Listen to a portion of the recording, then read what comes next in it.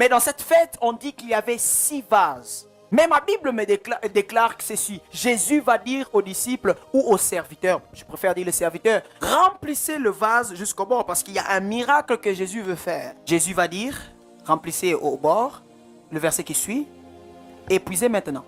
Voilà, c'est ça le miracle. Remplissez, épuisez. Parfois, les choses de Dieu ne sont pas compliquées comme tu le penses. La foi n'est pas compliquée comme tu le penses. Parfois, il s'agit juste de remplir et d'épuiser.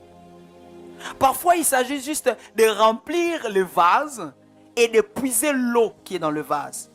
Parce qu'en ce moment-là, l'eau n'est plus eau dans les vases.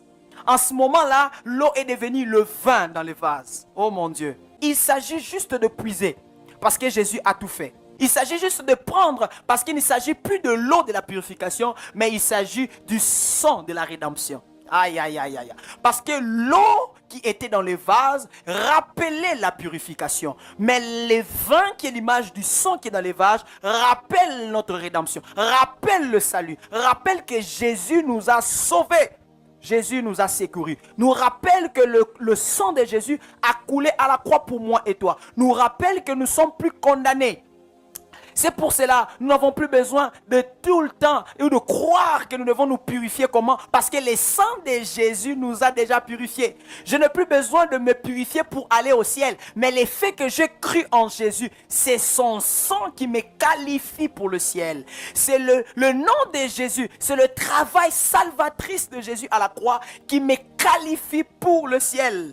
Alors le ciel ici, c'est l'image de la fête. C'est-à-dire que celui qui avait accès dans la fête, c'était celui qui devait passer d'abord par l'eau du vase. Mais le Seigneur, qu'est-ce qu'il fait? Il change l'eau en vin pour dire que il ne sera plus question de passer par l'eau du vase pour hériter le royaume, mais il sera question de passer par le sang de Christ pour entrer dans le royaume. Vous ne pouvez pas exceller sans la puissance du sang. C'est ce que ce verset veut dire. Le changement de l'eau en vin, ça cache la puissance du travail salvatrice de Jésus, le travail de la croix, le travail du sang, le travail de la rédemption, le travail qui nous amène au ciel pour hériter ses saluts.